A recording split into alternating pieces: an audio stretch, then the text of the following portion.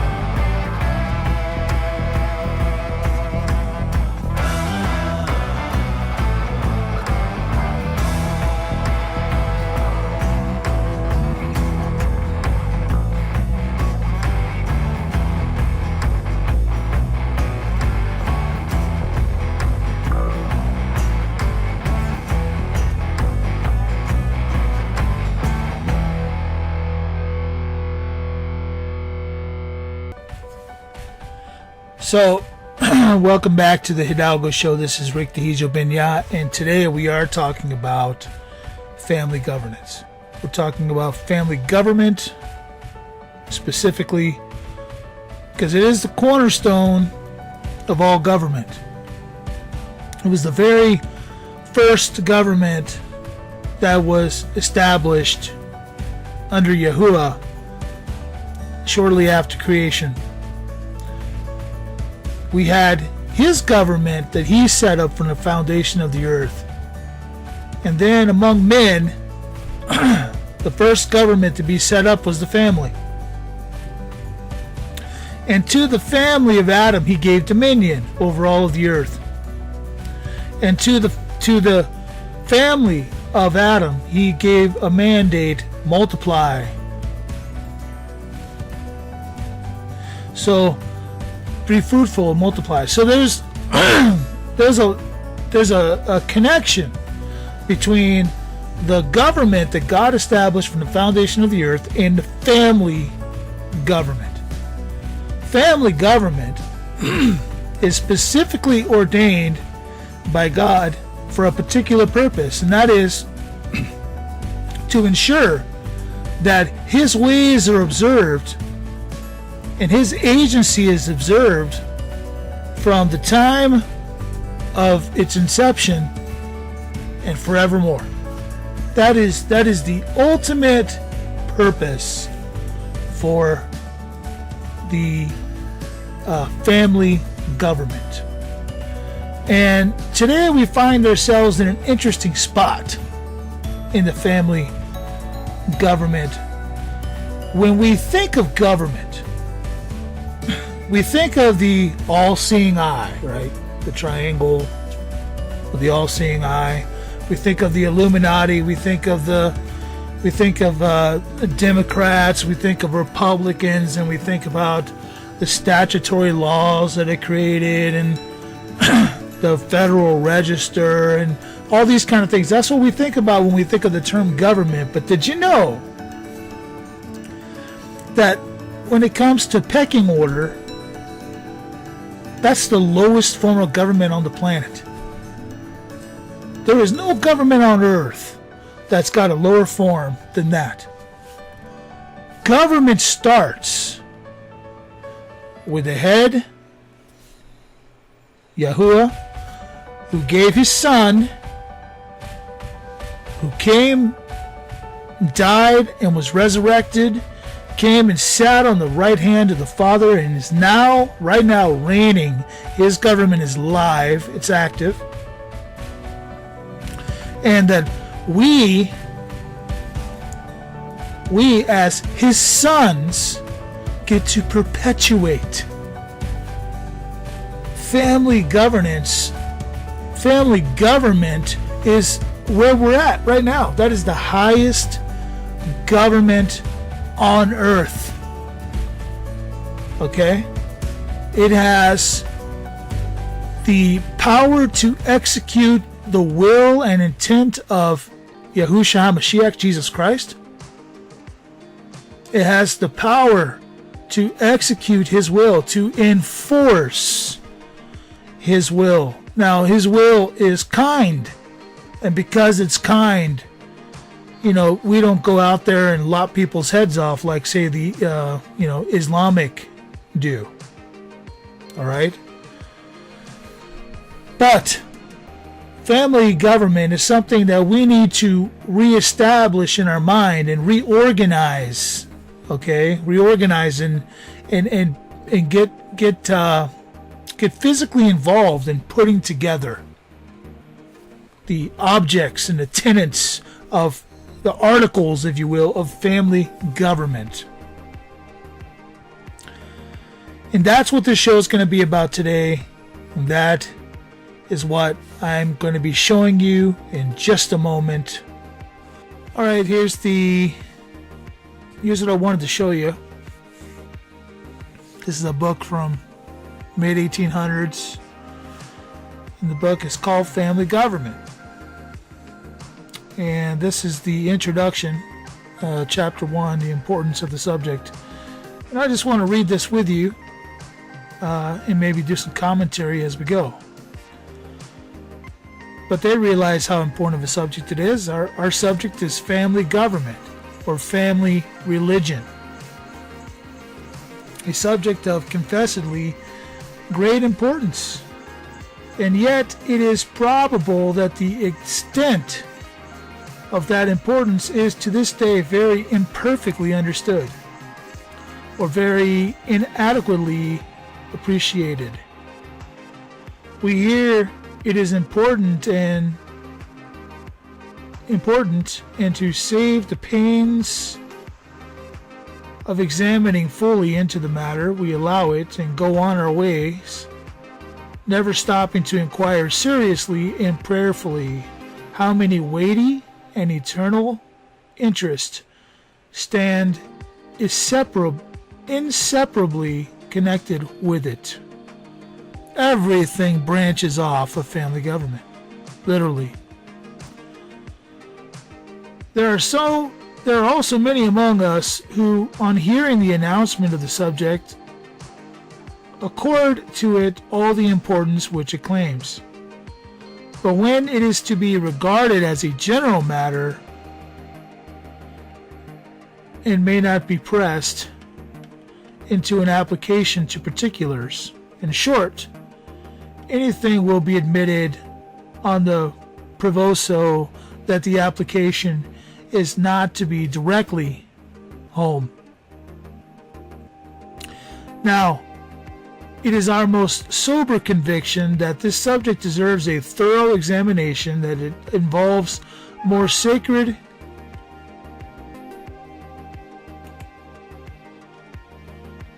I don't know what that pop-up was.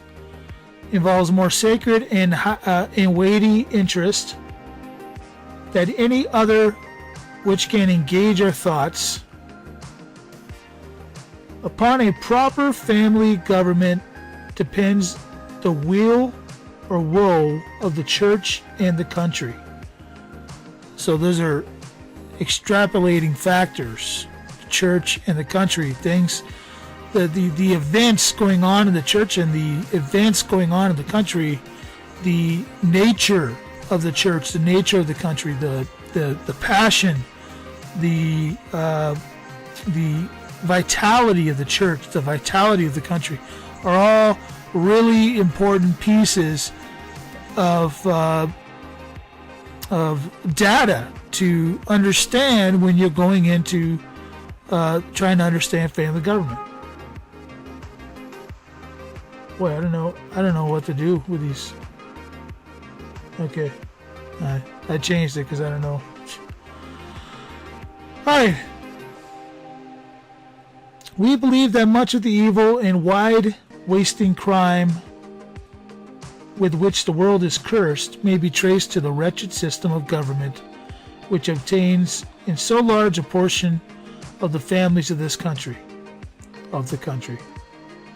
And it is our conviction that a reform, to be efficient and extensive, must begin here.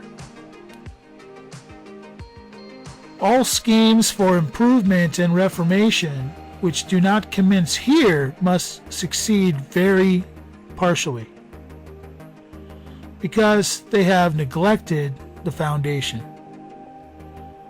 It's just kind of a self-evident rule of thumb that when you go to rebuild a house and restructure it, you start with the foundation. And since the foundation of all things is family government, where else would you really start? There may be improved systems of school education and improved textbooks, and learning may be attempted to be made easy in 1,000 ways. And there may be improved discipline and extra qualified teachers and plans for the precocious development of juvenile intellect, and ways, plans, and schemes, many for rapid education. And most of them do harm by inducing superficiality in students. Still more by begetting habits of idleness, because they understand that learning is made easy, and therefore toil and laborious drudgery are to be repudiated by the youth of genius. But perhaps they indirectly lead to a still more serious injury by inducing the parent to transfer the whole work of education from the parental roof to the schoolhouse. So we're making a pitch for homeschooling, or better yet, let's call it family schooling. The child grows up untutored as the wild ass's colt, till of age to go to school. Then the work of education is to begin, and the untamed and high-mettled lad who has never known curb or rod is to be suddenly transformed into all that is clever by the wonder-working influence of the schoolmaster. Now this whole process is wrong in its beginning, progress, and ending. Home must be the place of commencing this great work, and the father and the mother must be the first educators, or the training will always be defective. It is in the domestic circle around the home fireside, and those influences are to be exerted, and those instrumentalities put into operation, which are to act with an undying vigor in all afterlife. This is the foundation which must be sweetened, that the streams may be pure. Entertaining such convictions, we have felt in our duty to cast in our might towards arousing public attention to this deeply interesting subject.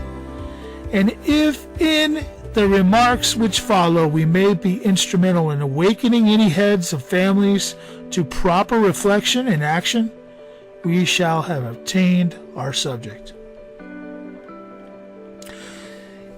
I'm gonna, this is actually the call of the House of Hidalgo. This show, the Hidalgo show.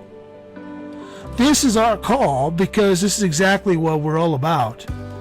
That's our interest, is to revitalize the family structure into first coming out of Babylon through authentication and through preparing a family government like a trust or some type of family government, one that would be reflected on the pages of Babylon itself, one that Babylon itself can look up in their own public record and find evidence of existing. And then bringing forth the articles of a house, things that every house needs in order to employ true family government. And once those articles are obtained and understood in their use, to be able to put forward a product to this world that justifies the ways of Christ, that is a model of the ways of Christ, that shows forth the ways of Christ being an excitable element, something important, something big, something great. These are the things that we wish to do here at the Hidalgo Show. My focus on the niche of the law of agency is to show you that in every day, in every situation that we encounter, we have a choice. Our choice is always one of two things. Shall I move forward in this decision in the ways of the Lord or in the ways of the world? And those ways are constantly active. They never go away. There is always a way to utilize a situation under an agency to Christ. Just as there is always a way, and may I say, as this great work, family government, has already stated, there is an easy way, a way of pure laziness that allows us to navigate through this Babylonian public system easily and gives us an easy way out to operate and to act in the ways of the liar, Satan, the devil. It's a fact. It's a fact. And that is what this show is all about. And that's why I bring you stuff like this. When I find things like this that awaken the senses to, actually kind of offend you a little bit. Hey man, I've been a pretty good dad. I mean, geez.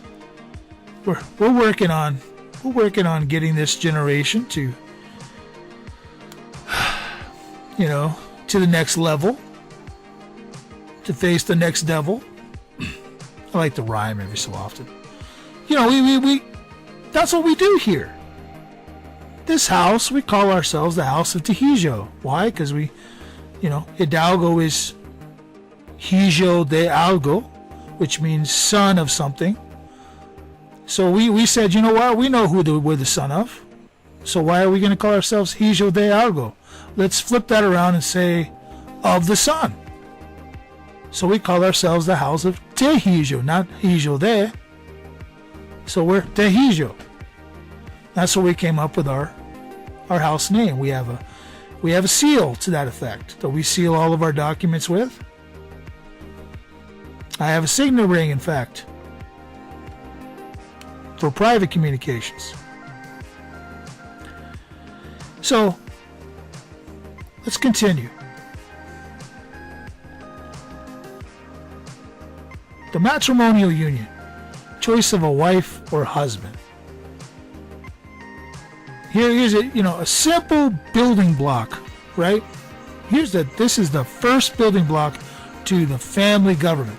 Here it is. In order to do justice to this subject, it will be proper to go back to the beginning. We lay it down as an undoubted truth that it is of the first importance that husbands and wives understand well the particular obligation arising out of the relationship they sustain to each other, and that they carefully, diligently, and constantly apply themselves to the discharge of these duties. That is family government. So that they find happiness mutually in each other's society. For if it be otherwise, if there be heartburnings, contentions, bitterness, here, if this golden chain becomes an iron cable, there will be no good government in the house. The contentions of the parents will produce in the minds of the children disgust or contempt for one or both the parents, and the house will be a scene of discord and confusion. If these views be correct, actually, it's going to surely end up in destruction. And this is why divorce rates are where they're at in this country, in this world, in this society. This is why.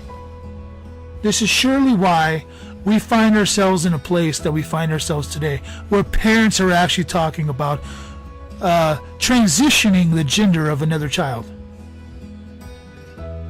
Where we actually call two women raising a child parents, or two men raising a child parents.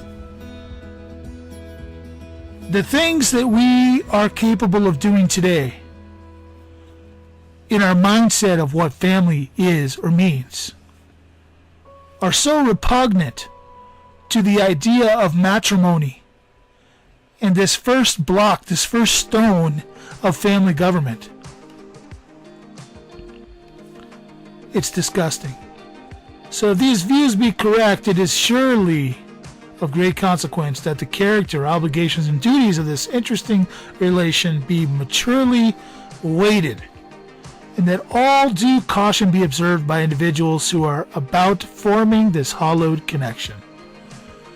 For centuries, our forefathers ensured that their sons were marrying daughters of repute, and that their daughters were marrying sons of repute, that they were above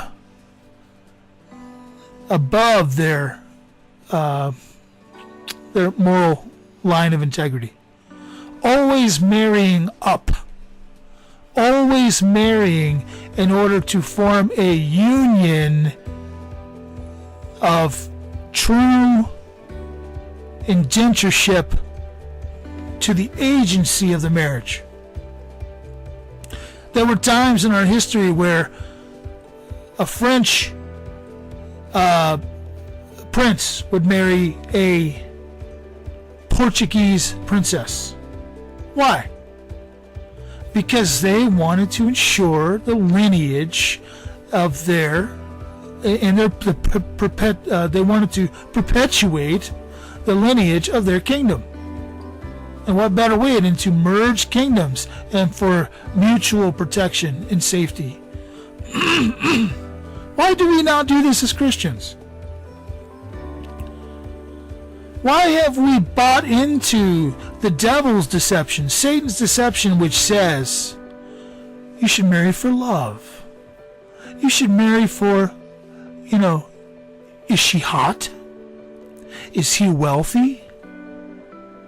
These are factors that we've allowed ourselves to be influenced by, never even engaging in conversation with the two families and seeing how the union might benefit the houses. I mean, I've heard of people of great character coming to the father, of the bride, or the bride coming to the, even these days, which is ridiculous, but the bride coming to the father of the husband, the groom, and asking for permission. You know what? Fine. Good. Okay, that's a great standard to set. But let's go beyond that. If we want to do things in the ways of the Lord, let's understand that there's two houses of obligation that need to come together and discuss these things. And they need to come together and see if there is a virtual fit. Is there a virtual fit? Let's not set ourselves up for disaster. Time and time and time again, what happens is you marry your daughter into this other family, and then you don't see eye to eye with that family. So what happens? The daughter and the son, they take off and they start their own life in some other place. It's in some other town on the other side of the earth. And then what happens to family government? How do you manage family government when you're living thousands of miles apart? It used to be that families would live close together. It used to be that families would become the butchers and the candlestick makers of the little towns. It used to be, butchers, bakers, candlestick makers, right? That was the old rhyme. But it was a reality. You would marry and you would settle down nearby.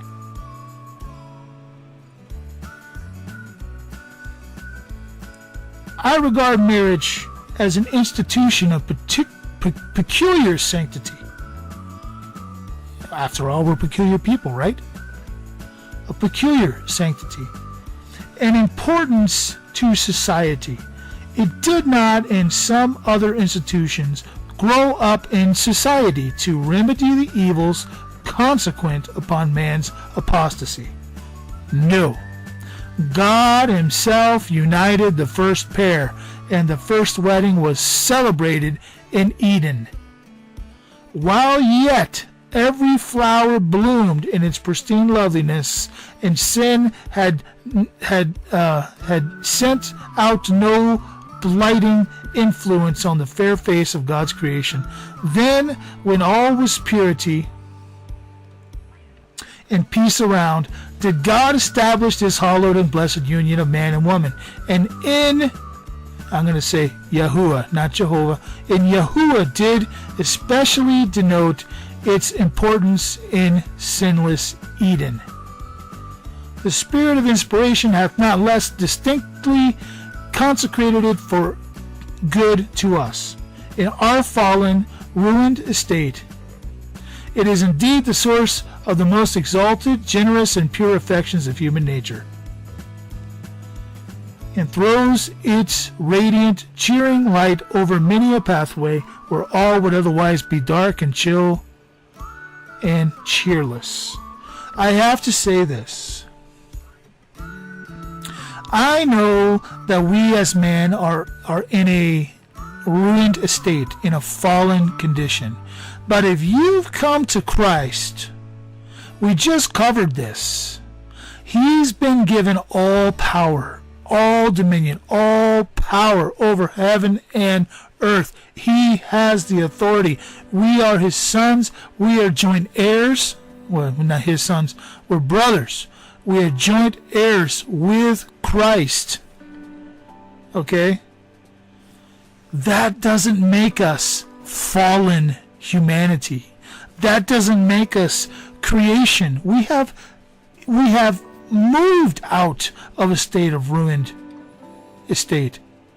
We have moved out of a fallen state. We have moved into ambassadors of Christ. We have moved into ministers of reconciliation. We have moved into authority and enforcers of his law. That's what we moved into. And that's what family government is for. It all starts in the family. If I can get every listener of the Hidalgo show to understand this, we'll have 17 to 20 people committed to family government. And 17 to 20 people, that's how many people I have listening right now. I know it's kind of disgusting. Why do you do a show over and over again every Monday for 17 to 20 listeners, Rick?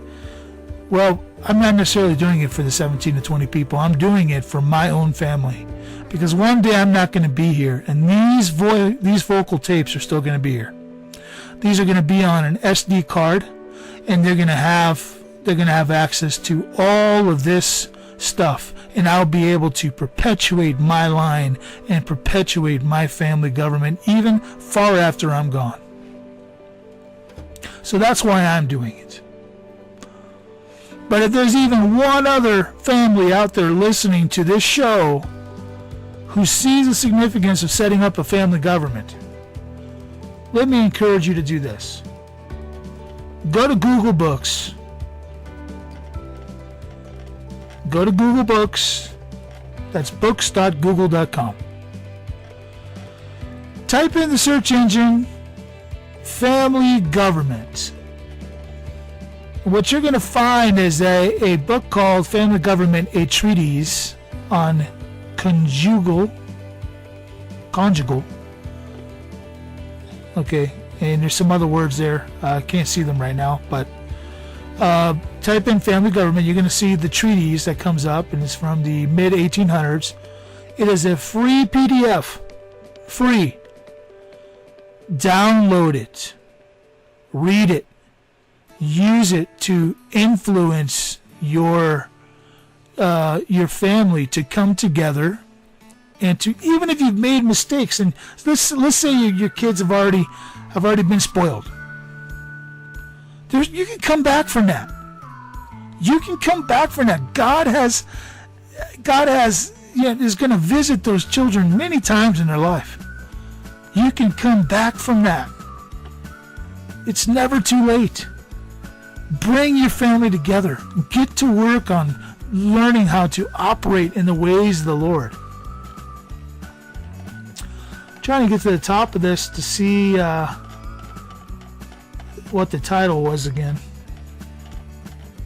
Okay, here we go. There it is. A treatise on conjugal, parental, and filial duties. Okay. Find that.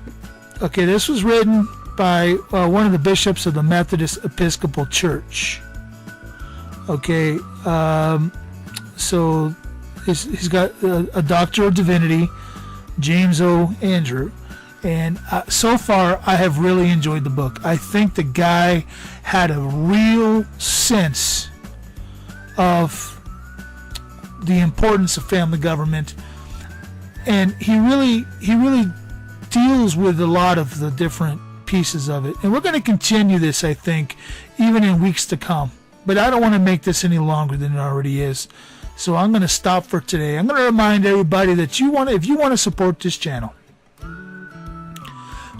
if what we're doing is important to you, you want to support this channel, we have a Patreon account, and we would encourage you to give to the Patreon account. $1 a month or more is all you need to get on Patreon. You'll get all the access to this and more. I have shows from last year. I have extra shows from last year that are available to the people who contribute $5 or more a month. They get extra shows. They get even more things that they will have access to. So I'm going to encourage you to do that. I'm going to encourage you guys to go on there and get all of the content. There's nothing that I have that isn't available for everybody to see at the $5 level. I'm not asking for much ever. Okay? I'm just saying that we do have equipment needs to come up. Like right now I have a camera that's down, and somebody did give me some money I'm going to use to fix that, and that's because one of our listeners provided that for me. Okay? And I thank him for that. He knows who he is. So, this is great. That this is how it works. All right? Now, there's a better system and a better way to do this, and I'm going to be, exposing that and bringing that forth very soon, but maybe not on this show. I'm going to do it in my church service, because we're going to launch a new church, sovereignlovefreechurch.world. We're going to launch a church in April in Lesterville, South Dakota, in a tent. We're going to launch a church. And I'm telling you right now, that church is going to be like nothing you've seen before. It's an assembly of people who want to be ministers for Christ. That's what it is. That's all it is.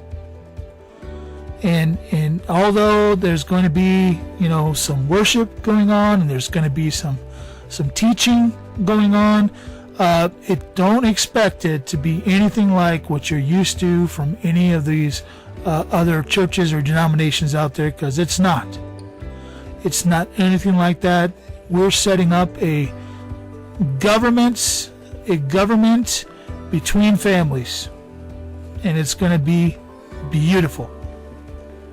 To use Trump's words, it's going to be beautiful. So that's really all I have for you today. I hope that you enjoyed this show. I hope that you got something out of this show, and I hope that you come back. That you come back next time and you listen to what we've got to say again. This, we're going to try to find more rare finds and bring forth old knowledge that is actually amazing and true. Thank you for joining us on the Hidalgo Show. And remember, everything that we do is all about the blood.